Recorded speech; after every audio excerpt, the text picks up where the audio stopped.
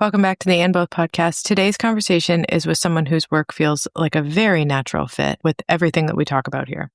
My guest is Kaleana Quibbell, founder of Both And, a storytelling platform that shares the real and diverse ways parents are reimagining work and family life. After leaving her corporate career in internal benefits consulting, Kaleana built a path that allowed her to be both a present mom and a consultant. Along the way, she discovered so many other parents are doing the same thing, but in their own ways, and started collecting the stories.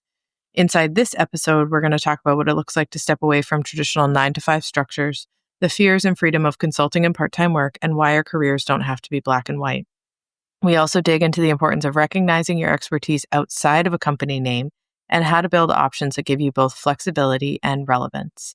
We talk about a lot of creative thinking and creative planning, a lot of courage, and all of that to design the way that you work so that it actually fits your life. And here's Kaleana. Welcome to And Both, a podcast about what it really looks like to put yourself on the list while raising kids and doing all the other things life asks of you.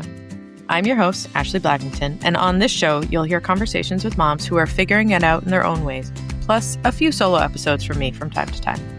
It's not about having all the answers, it's about sharing stories, learning from each other, and knowing we don't have to choose between either or when we're living in the middle of And Both.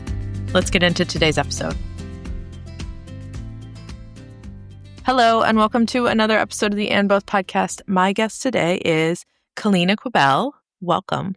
Thank you. I'm so excited for you to be here. We have met in person, which is a weird thing these days, to meet somebody online and then to meet them in person. And now we're back to video because we live on opposite sides of the country from each other. But I'm so excited to have you on the show because I think that what you're working on is really amazing. So if you can just let people know what you would like them to know about you as we get started. Absolutely. Well, it was funny when we met each other because, as people will see from the obvious name of this podcast, you are the And Both podcast, and I started a company called Both And. So we are like reverse soul sisters in terms of what we're working on. But yeah, I am the founder of a company called Both And, which I'll get more into as we are talking. But the brief summary of it is I left my job in internal benefits consulting about 2 years ago, broke out to do a combination of basically being like half stay-at-home mom, half consultant, so that I'd stay fresh in the industry, but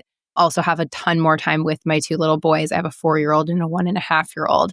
And by way of jumping into the consulting world, there was a lot that I learned, but even more so, I had so many parents, moms and dads, coming to me just so curious about consulting and entrepreneurship and working for themselves and breaking out of the mold of the traditional 9-to-5. And I found myself repeating the story of how I'd set it up so many times that I wrote it down. And then I'd met so many other moms just at the park or midweek gymnastics who I realized were also doing something very similar in consulting or part-time or freelance work. And so I started collecting their stories too. So Both And was really born as a storytelling platform for moms and dads to share stories of how they have shifted the way that they work, whether it's staying in a full-time role, but building in or advocating for more flexibility, or shifting to a part-time consulting, freelance, different industry sort of role, or stepping away from the workforce for a period of time, but doing so being very conscious that they want to go back in the near term. So trying to find ways to pick up small work here and there to stay relevant and fresh and everything like that. So yeah, it's been really exciting. I launched it just a couple months ago as the website, which is the storytelling platform, and have since then developed some workshops and some courses and resource materials and partnerships with resources that can get you started. So yeah, lots to get into, but that's kind of the gist of Both And. Yeah, I love it. What I really enjoy is that I feel like so much of the conversation around transition career-wise when it comes to parenthood doesn't have that, this is my change now, but I want to circle back to this, because everything feels so black and white, right? Yeah. Everything feels so like, okay, you've made a decision to step away from the office or to step away from whatever you're in, or you've made the decision to stay but change all of these pieces around. It's like we're stuck on these black and white pathways, and they're so rigid. And I just love that you bring about the conversation of, I want to do this just for right now. And so how do I do this just for right now while also setting myself up for going back in. So you don't fall prey to the the big blank in your resume, the big explain what you've done with this 6 minutes that you had off of work Yeah, relative to your career. absolutely. I mean, I think in what really inspired me to tell my own story, but especially to amplify those of others, was that for so long, I was really terrified of leaving the corporate world because it had been ingrained in my brain from any successful career person I met that was just sort of that you have to keep going mentality, like don't stop, don't take a break, or you're not going to make it to the top. And so for so long, I was like, I'm just going to make it work even when I have kids. And for my first, I think I made it work because it was the pandemic and I was working from home, and it was just kind of a different approach to work because you didn't have to go into the office. But when I got pregnant with my second, and I realized I would have to go into the office a few days a week and work was picking up more than ever, I just knew that I didn't want to do that. And I probably practiced quitting 1,000 times in my head before I actually got the courage to do it. And quite frankly, I only got the courage to do it when I was on maternity leave and totally disconnected and was like, okay, I think that I can not go back, as opposed to I think I can leave. But I think it's one of those things that after I left, I was like, this isn't the end. And that wasn't, total career. I wasn't ruining my career for the rest of my life. And I was able to still stay completely relevant. And the biggest, funniest part of it is I only consult part-time, but the world doesn't need to know that, from like a LinkedIn. You can say you're a consultant on LinkedIn and work as many hours as you want. Like you could be a consultant working 50 hours a week and you could be a consultant working 4 hours a week. What matters is just that you're keeping up your work and staying fresh in your industry and networking and all those things. And I think that was the misconception I had about it, was that I either had to work full time, like you said, or not work at all. So black and white. And now I'm finding that upkeeping for a few hours a week and having great clients and still just networking and communicating with people, you're just as relevant as if you're full time. Yeah, it's so true. My own experience of walking away from, I call it corporate because it was a hospital. So it is corporate. It's not like a corporate desk, but it's so much of it is still the same. And there were so many things that carried over from the HR perspective and all of that. But the thing that for me, the similarity is that I didn't quit my job until I was already out on maternity leave. Yep, same thing. Yeah. It was that idea of I left.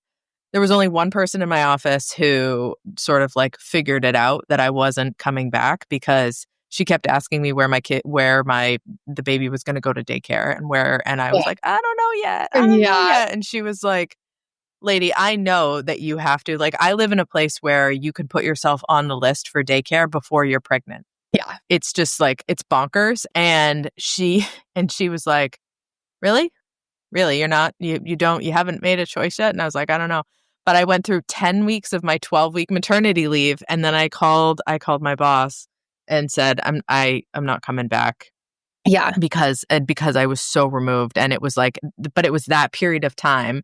And I get, even in the US now, 12 weeks of maternity leave, not all of it was paid, but 12 weeks of maternity leave is people think you're hanging out at the Ritz for 3 months. Yeah.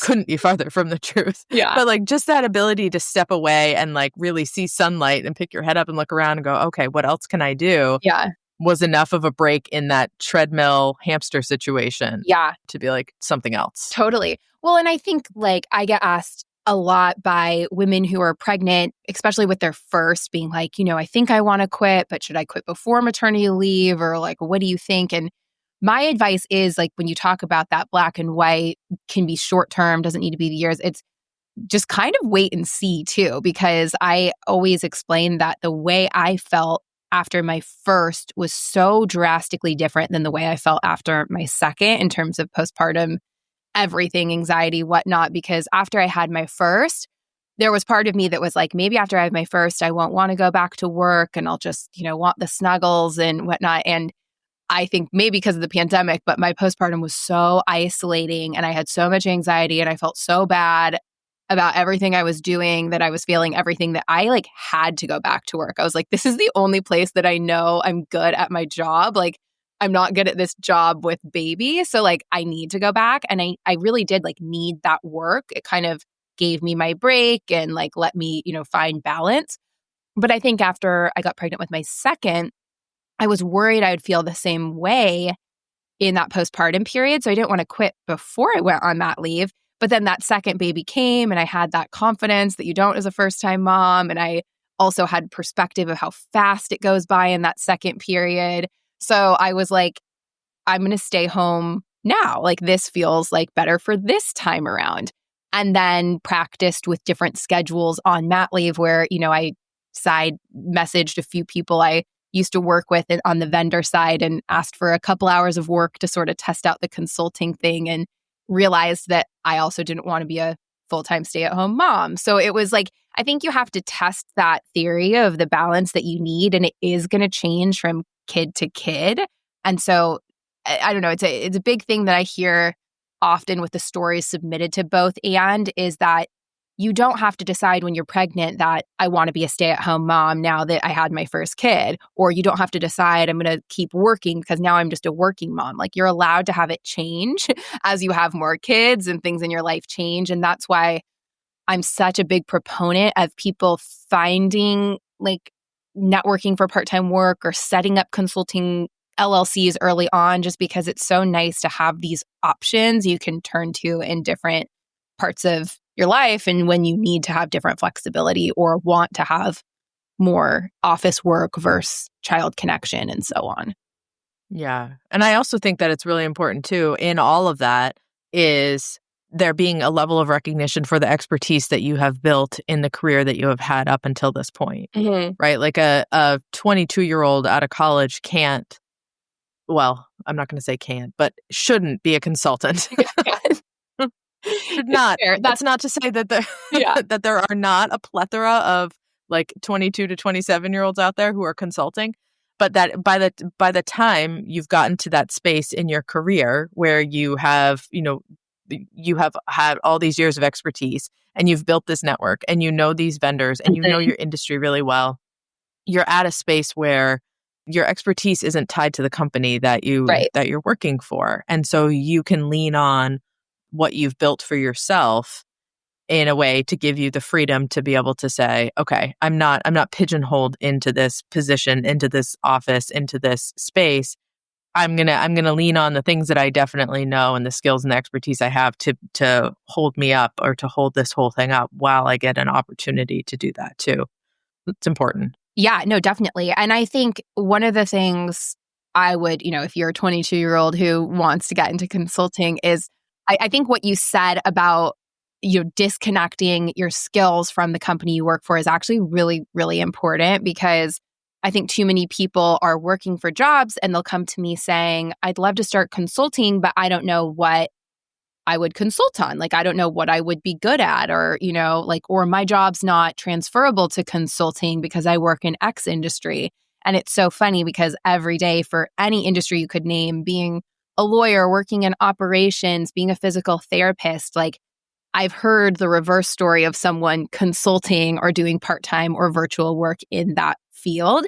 And so I think that's a lot of what I set out to do with both and was for every person that says, oh, my job isn't transferable to a part-time or virtual or consulting job, I want to find a story of someone who's done it to show them not, it's easier said than done, but that there are options and there's ways that you can do it, because so many people have these golden handcuffs about their company that they'll never find that role elsewhere. They'll never get paid that much elsewhere, or they'll never have, the same equity or anything like that. And then you meet these people on the consulting side who've taken all of that skill that they've acquired over a decade or more and been able to advise other companies or, find a different role in which they have more flexibility but can do it. And so I think it's really important that younger people, especially to your point, that the 22-year-old ideally finds both and as they're seeking out a partner, thinking about having kids in the future, and goes through their career in a way that they focus on building their skills and their network and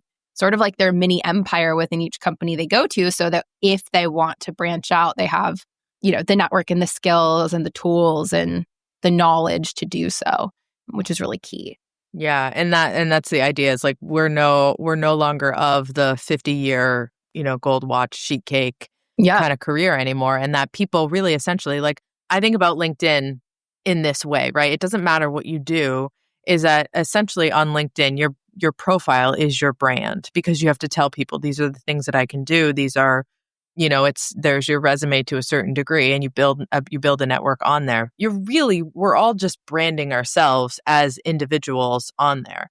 And I am always kind of fascinated when you see people when I meet people who are like, oh, I do this role at this company. Yeah. Okay, but like what else, right? Like what else about you? Totally, totally. Well, and that's so important because I think for better or worse, and I'll just say it for the sake of the honesty on this podcast, but like I think that's sort of the mind mess that corporations do to people, right? Is they sort of hook them into this company culture by explaining that like you'll never find a better company and better people and better tools, and they make people believe that where they are is the best they'll ever get. And I try to tell people every day that like you are the best they'll ever get, like you have these valuable skills as an individual, and you have to gain the confidence that that's transferable, because any company is going to retain you by claiming they're the best environment, but it doesn't necessarily mean it's the best environment for you. Like there's many other options in the universe and things that you can do. And it's so worth exploring at any point in your job and role and anything, what else is out there, just so you always have a backup plan and a fall safe. Yeah, that was in my experience of leaving the hospital. I did that. I was like, I'm going to be a consultant. Yeah. And people were like, you are a clinician. Clinicians are not consultants, right? It's like you go to work, you wear your scrubs, this is your role. These are these 3 areas that our profession dominates in that way. And so here's what you need to do. And I was like, yeah, but I only like this one part of the job right now. Right? Yeah. Like I like doing home assessments to help people stay in their house as they age, foreshadowing for future attractions in my life. So I went out and people were like, OTs don't consult. And I was like, okay, well, we do now. Yeah. I guess we'll just set it up. And it was one of those things where, I met people when I was doing this in the families that I worked with who were like, this is so wonderful, because otherwise we would have to wait until like mom fell or like our uncle got worse before we'd even be able to get access to you. So yeah, to the flip side of that, yes, healthcare, but also in business is like, how many people want to have access to somebody with that level of expertise, especially coming from, a big name corporate company, but they can't get in, the building. Like they don't even have the scanner to ride the elevator. And now they're having the opportunity to reach out to this person on LinkedIn, or they have the opportunity to connect with them at a networking event or whatever it is, and say, this person has exactly the expertise that I'm looking for, and I don't have to be a contract for this massive company that I can't afford to be at. I can get that information for that one person. So the exchange goes both ways on the civilian side and the corporate side. Totally.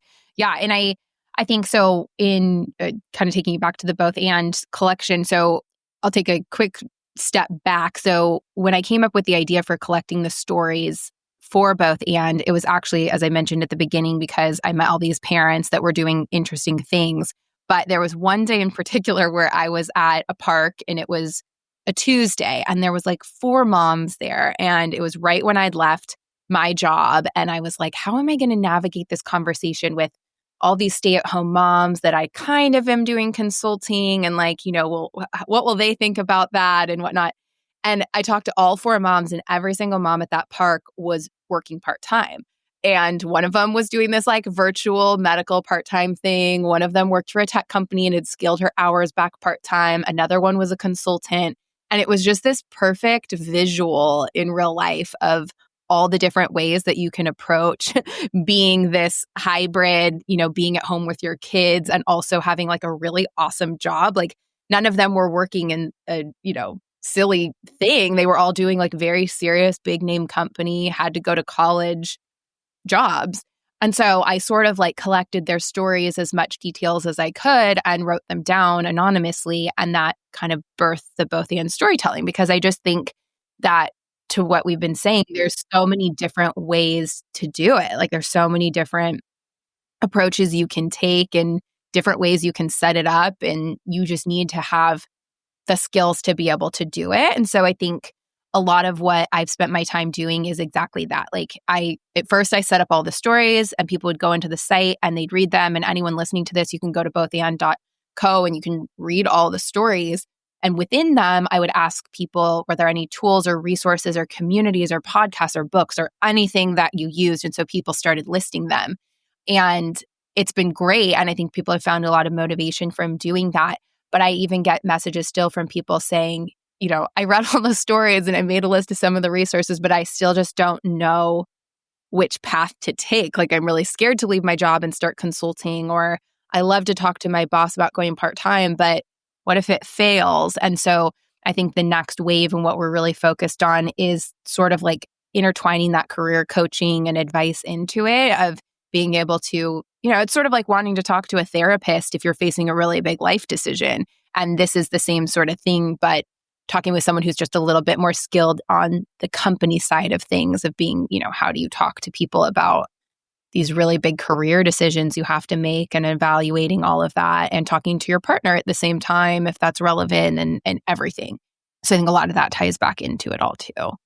Yeah, I mean, because you have the career is such an emotionally charged conversation, and I think that for all the training that we do to get to whatever career we end up in, the amount of training that we do to navigate that conversation is like minutes. Yeah, comparatively. Totally. But it's such a fundamental component of it, and I think that people that go through like business school, where that's more of that's an easier segue between the two. Like when you're on that side of it, that's an easier thing to navigate.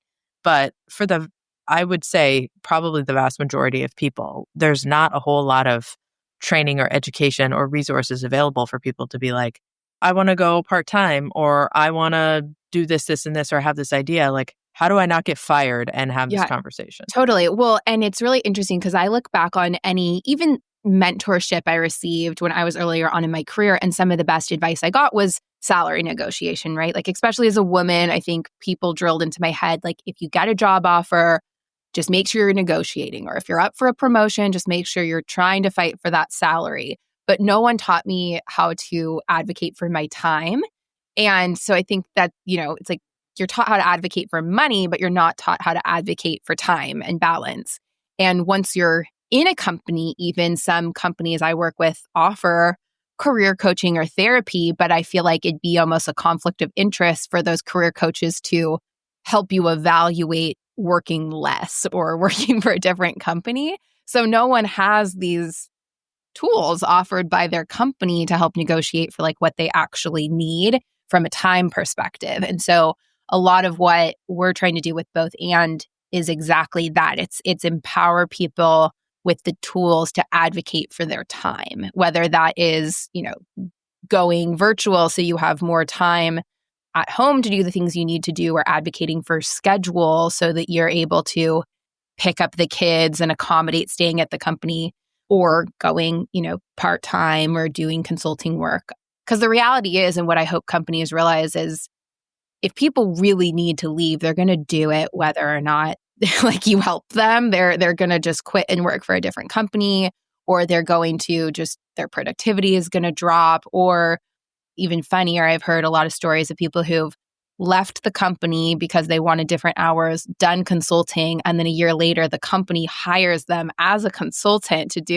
And Awesome. that drives me crazy.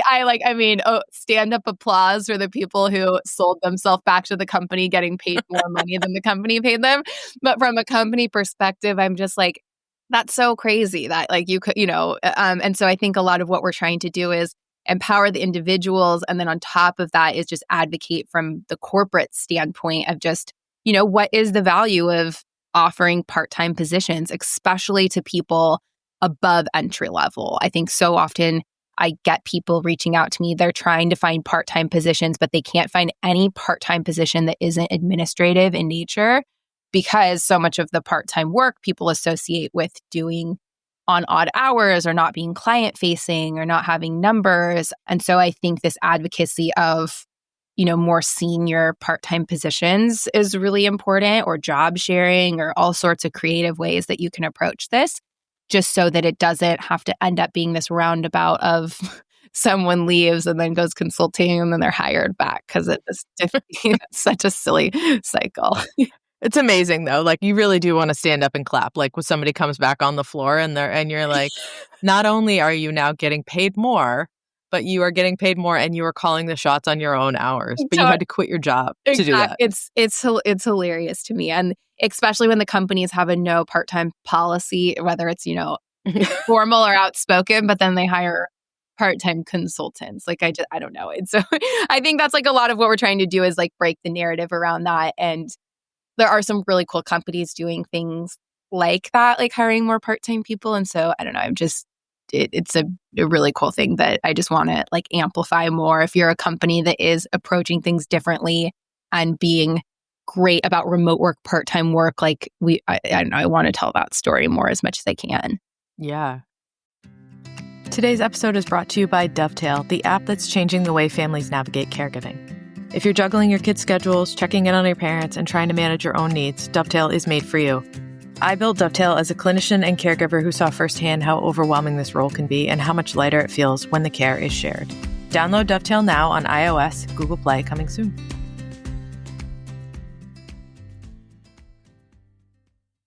So you and I met in person at Transform. Yes. In Vegas, which was a lot of fun. I did not go there as an HR person. I went there to learn about the HR piece. So like that whole couple days was very interesting in a lot of ways. And I met some really awesome people. One of the sessions I went to, they were talking about caregivers in HR. I don't remember the name of the session, but they said, we are no longer in a position of caregiving and flexibility. Flexibility in the workplace is no longer an optional thing. Yeah. It's a necessary thing in order for us to be competitive. This was a couple of different companies that had people represented there, but it's flexibility and understanding and a level of compassion for the people that are at the company are now required. Like, we know that we don't hold that over people's heads anymore, that like we are your job and we are your benefits and all of this stuff, because people have so many more opportunities to be career mobile and say, okay, this company doesn't meet my needs in terms of a benefit space or in terms of a time expectation space or even a salary space. I'm going to go to this company over here because the benefits are more in alignment with my life and what I need right now. The hours are better, yada, yada. I'll get paid more. It's that idea that you have to quit your job to get a raise. And so the conversation was around, given that it's not a nice to have, it's a must have for the flexibility piece. How do we approach this in a way that makes sense? And every single person on the stage was saying something to the effect of, I didn't really understand this until I experienced it myself. And then I realized that in order for this, and this to happen, this is how we need it to change. Yeah. Which I love. Totally. I think to your point, like all this nice to have, whatnot, there's I think this whole remote hybrid, how much flexibility you give people is going to be a debate for the next 5 years. Like, it's not going anywhere. And people think it's sort of new to COVID, but I actually think it started way before the pandemic in terms of flexibility people need, because a lot of these, especially startups, right? The ones who have if you're a company that is in manufacturing, like, it was never a debate of if you could work remote or not, right? But I think for tech companies who are so they're already working after hours from their laptops and doing this coordination when people are traveling between offices, like, it's always been that way.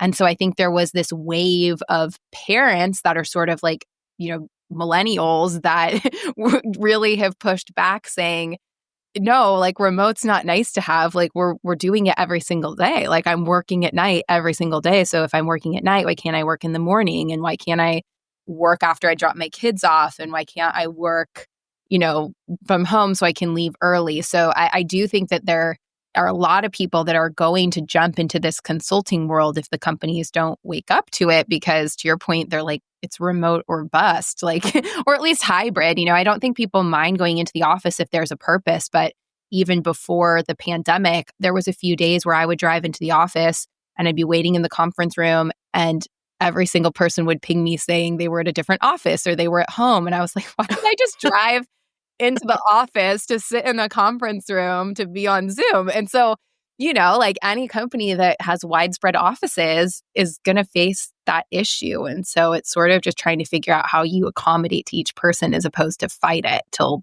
the end.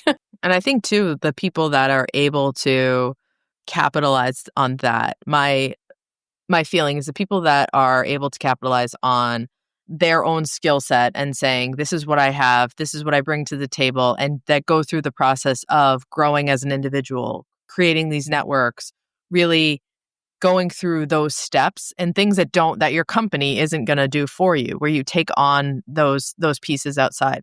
Those are the people that are going to be heavily rewarded, because I do wholeheartedly agree. I think that the conversation has only just begun. And I think that COVID did not start it, that it just lit a fire.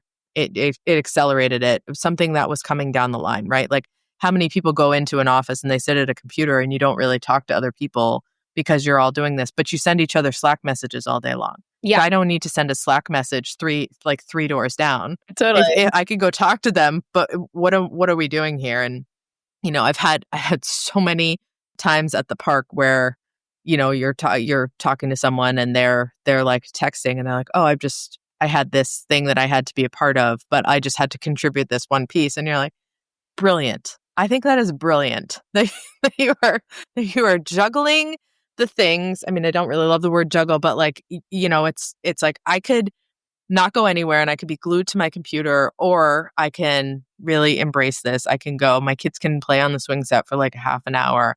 All I have to do is check in here on this piece and then I can go home. Totally. Yeah.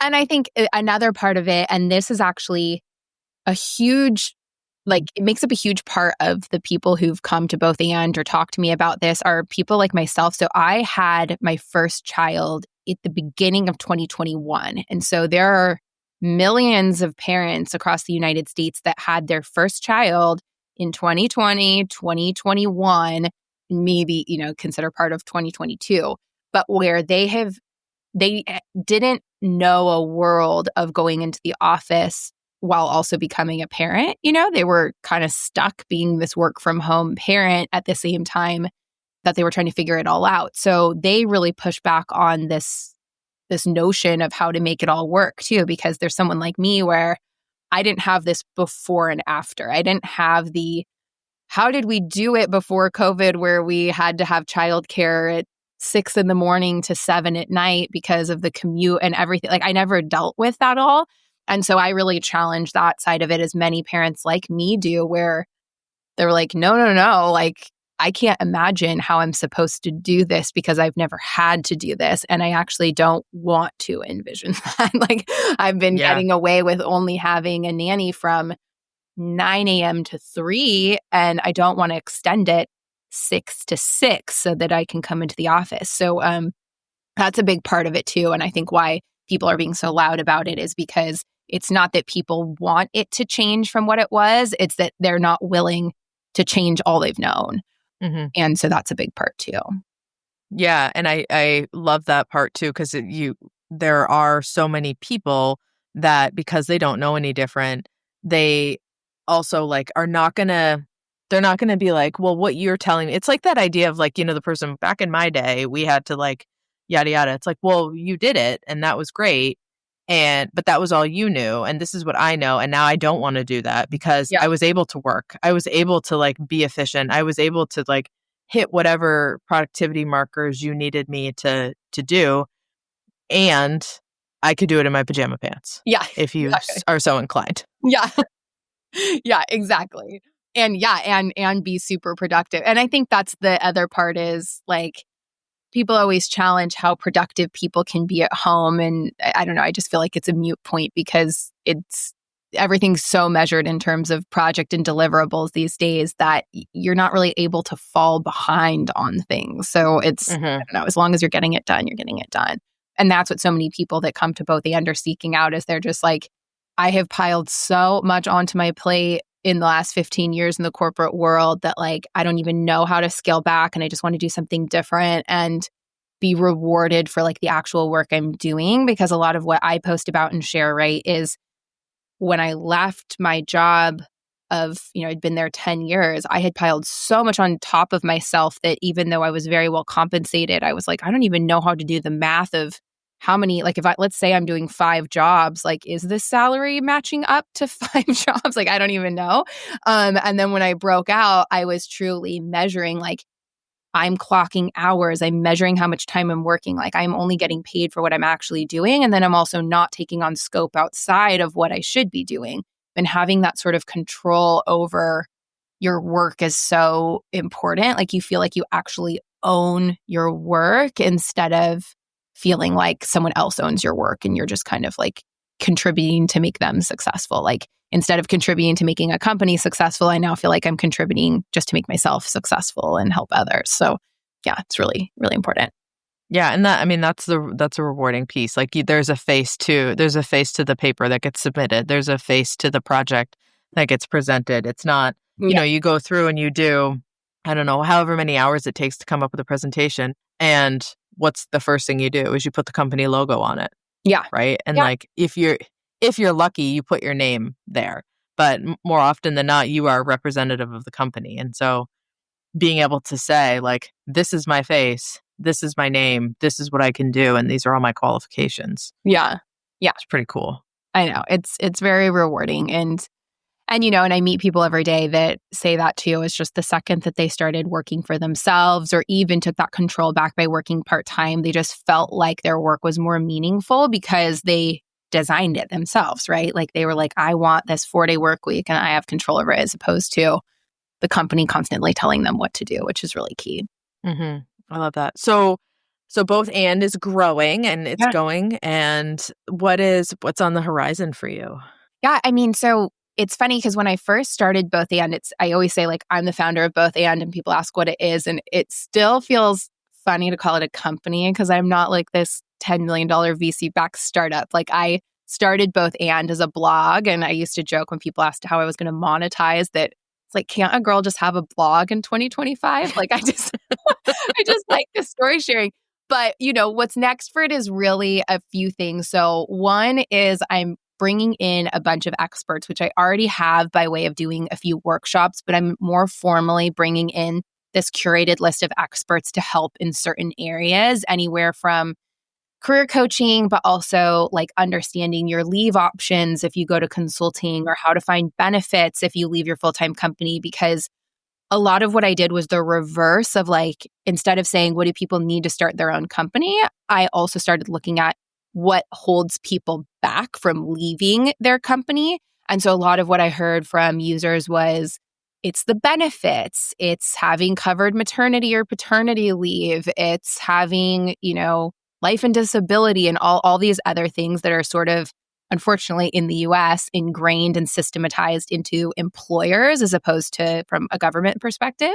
So thankfully, these days, so many consultants have popped up that even insurance companies are starting to think about, how do we partner with payroll companies and offer benefits through a, individual payroll company that can be provided to you. So a lot of just looking at the experts in all those different areas and the tools that you need to branch out is going to be a big one.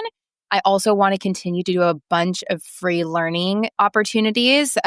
One of my main goals with Both And was I really didn't want this to become a paid membership model by any means. I think a lot of what holds people back sometimes is having to pay a fee to do something. And I think that there's enough vendors and services out there that are willing to sort of sponsor their content to eventually lead to a user. So just continuing to do workshops on how to get the confidence to talk to your boss, to how to start an LLC, to how to get paid more for your consulting work, because we heard a lot of people saying, I love my side gig, but I want it to be a full-time gig, and like how to branch out to that. So experts, workshops, and then just content in general, like more and more stories to read. I would love for more people to submit their stories. We get multiple stories every day, week that people are reaching out, which is awesome. But I want to continue to get it in every industry I can, because I always want people to be able to find themselves in the stories and not say, oh, that's awesome that tech worker was able to branch out, but I can't because I'm in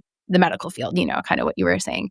So doing that as well. And I'm always open to feedback. I think the biggest thing about establishing both and was that I didn't want to create the roadmap for what it was going to be. I wanted the users and the people reading the stories to create the roadmap. And that's sort of what's happening. So just really becoming this community of people that are reaching out and saying, this is what I need and this is what resource I need. And then trying to build that, but not just for the individual, but for the whole other group of users that come to it. And then I think the last part I'll say is I really want advocacy to be a part of this. And so this is an area I'm not as familiar in, but I'm seeking out a lot of people who are well integrated into like policy and change and things like that, because I feel so strongly about paid leave and, as much as we can, trying to remove all of these things from being the responsibility of the employer so that people aren't as tied to their employer.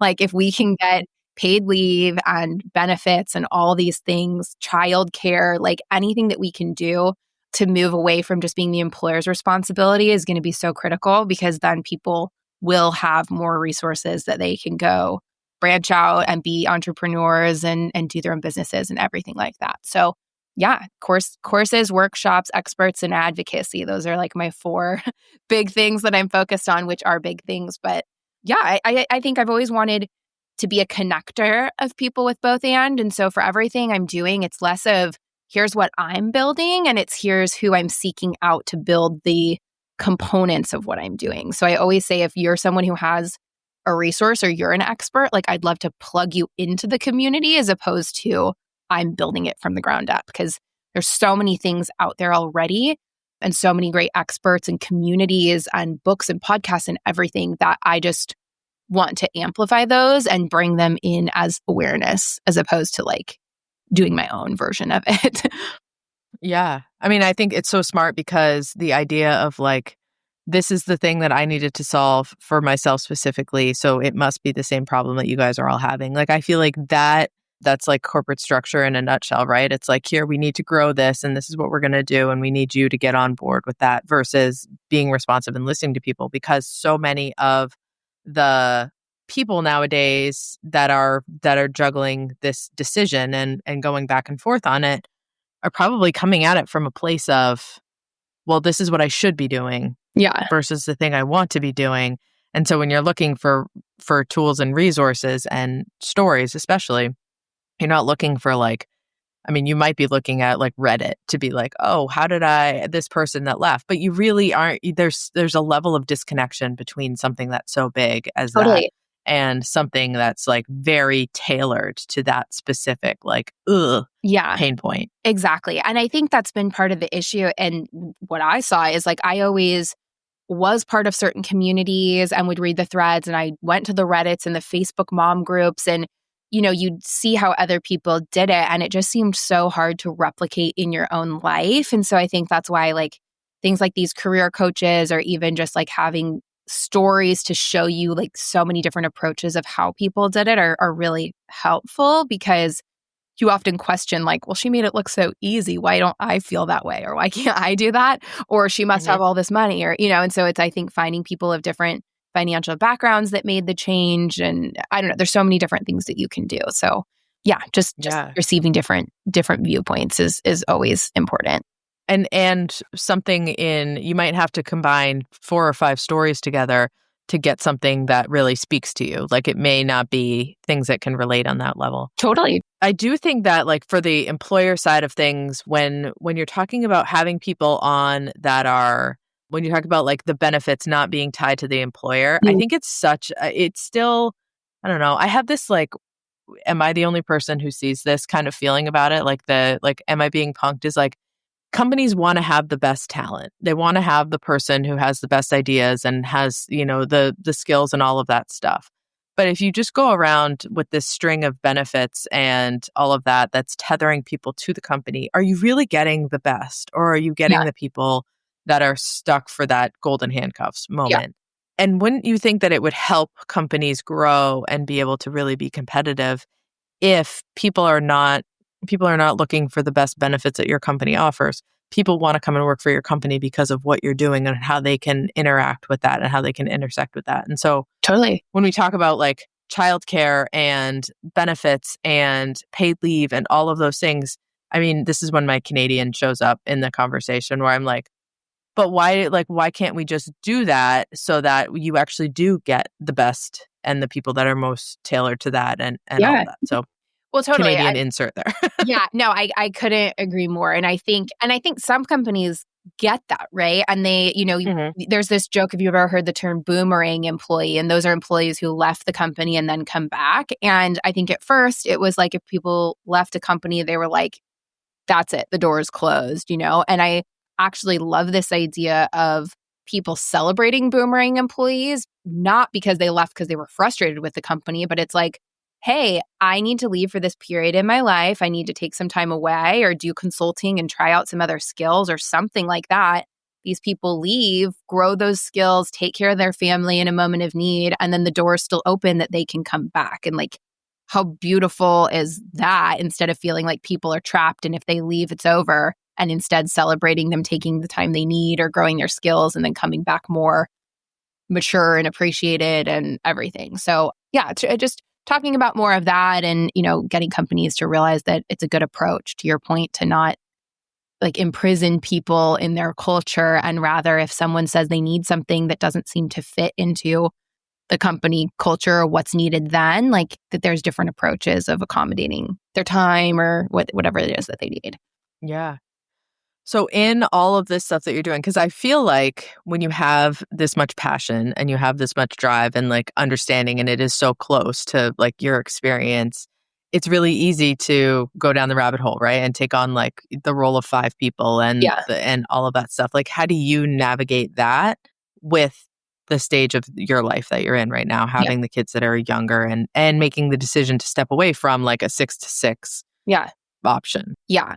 So for me, it's really interesting. So when I had my second, I was really trying to think about like how much did I want to work and what did I want to do with my kids and how much time. And so I looked at like, what is it that makes me want to stay home? Like, what do I feel like I'm not getting enough time doing? And for me, it was, I really wanted to have these little adventures during the day with them, as silly as that sounds. Like, the weekends are so stressful and full of things and crowded. And I wanted to be able to take them to the aquarium or the zoo and just sort of like have that time to explore the world before they're at the age that they go to school. But alongside of that, I knew that if I was with them every day, I would start to get mean and annoying. Like I also needed my break and to work on myself and how much time I needed. So I set up my schedule where basically Monday, Wednesday, Friday, I would have support from a caregiver. We have a nanny and sometimes family members who help take care of our kids. And then Tuesday, Thursday, and then of course, Saturday, Sunday. So those 4 days would be the days with the kids. And I think it's been really beautiful because in the 2 years almost that I've been home and doing that, that schedule's changed a few different times based on what I needed and what school schedules were looking like and putting, one kid in a different school. And so it's been really nice and awesome to have that flexibility. But it's also been great to meet people that are likewise in that stage of being like, what do we do with the kids during the week? But also you're someone who's working and how are you balancing all of that? So for me, I met some really great people that were just very clear on how you develop your scope and how much work do you take on at one time and how do you set up your year out. So it's been really cool for me to take on some consulting clients and then people will come to me and say, I'd love to work with you. And I'll say, well, I'm actually taking the summer off. Like I'm not going to work in July and August because those are really key moments with my kids, but I'll pick up the work in September. And they come back not saying, I can't work with you, but, oh, that's actually great. We have a lot of travel this summer too. So, I think it's just really keeping boundaries around it and only taking on as much as I feel like won't stress me out. Because I hate saying this out loud because some people are so in the thick of it with stress. But for the first time in my life, the last year and a half, I have not been stressed. Like, I mean, you have your moments with your kids and everything, but I haven't felt overwhelmed at all because I've set the boundaries with my limit on how much consecutive days I can have straight with kids with no help. And then I've set the boundary on how much work I can do so that neither seeps into each other.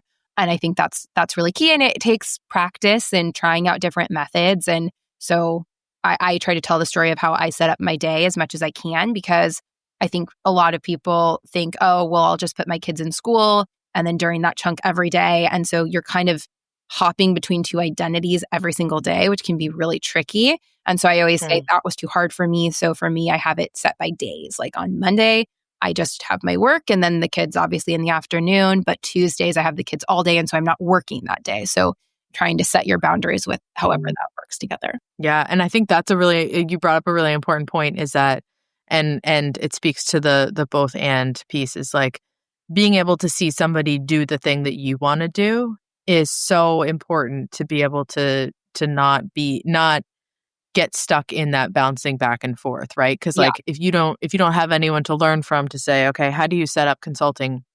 How do you set up these hours and how do you set up your schedule? You have that person in front of you that can say, well, we're different and our families are different and all of that. But all things considered, this is what worked best for me in this strategy and this moment so that you don't have that kind of, you're not trying to figure that out and do this and do this. Totally. There's so many components of it. And even when I have people tell their both and story, I try to break it into these sections of, what is it that you did? Because that's what we're used to hearing. Just how did you do consulting? And people say, oh, well, I decided to do it and I jumped in and it's a really short thing. So it's, what's the change that you made, but also like what challenge did you face? Was there an identity challenge? Was there tools challenge? Like what was the challenge? And then what resources did you use and what advice would you give to yourself? So it's sort of telling the story, but not just saying, oh, a while back I jumped from full-time to consulting and then you move on. Like people want to hear the step-by-step. And so that's what I'm really trying to make sure we take a pause when people are telling their career transition story, not to just make it sound so fluid, but to actually like chop it up and show that it wasn't and that there was like changes and things that they did and made. So important because that's exactly what happens, right? Nothing is ever smooth. It's kind of like motherhood. Like it's not smooth. Baby's not born and you're like, oh, I know exactly how to do all of these things and I am an expert. All of it is just so innate within me. You're like, I don't even know where I'm going. Yeah. What? Yeah. And that's the biggest thing too, is I think people often feel like they have to decide when they're figuring out coming back from leave, like if they're going to stay in their job or not. And I always tell people like, give it 9 months after you're back to decide if you want to stay, because a lot of people go, well, I came back after maternity leave and so I'm just going to make it work. But it takes that 5 weeks of your kid being sick at daycare and seeing the school schedule play out, like to really have it hit you. And so, you kind of have that like 9-month postpartum period, even though you've probably been back at work for 6 months of that you really need to think about, is this working for me? And you can definitely still make a change during and after that time. Because it's a lot of people are like, oh, once you're back, then you just figure it out. And it's like, no, there's a rock bottom part after that where you really have to think about, do you want to make it work or do you need something different? Yeah. And you don't have to make that decision in that window because that's not the only time. Like you can you could go back and it could be great. And then it falls apart, like completely separate from everything that you've got going on. And so the decision is not about being there to be there versus being at home. It's this job no longer works. And how do I do that? Yeah, absolutely. Well, will you let everybody know where they can find you and they can find all the information and where they can submit their both and stories? Yes. So bothand.co, spelt both and.co is the website, and everything on there. There's a form to fill out. There's stories you can read. And then you'll also see our social handles there. So Instagram, LinkedIn, you can find all those still. Bothand.co is the name. So yeah, I try to post a ton of content and resources. And then any workshops we do, I upload to YouTube that's linked in Instagram. So yeah, but please reach out. I mean, I'm trying to make this so engaging where every message I get, I'm responding to. Like I'm trying to connect to experts. Like I really just want to be the connector in this world for people. So if you have a question, reach out because that's how the resources are getting built. It's not from my brain. It's from everyone who sends a note. So yeah. And I hope that everyone reaches out because, it's that's that mentality left over from school, right? It's like, if you ask the question, it's not you're the only one with the question. You're the only one who raised your hand to ask the question. Totally. So you're helping somebody else by asking a question. Absolutely. So yeah, please. I have yet to receive a question that I'm like, wow, that was a unique experience. Like everything, I'm like, yep, you're not alone. Like here it is. So yeah. I love it. Well, thank you so much for joining me today. Yeah, thank you.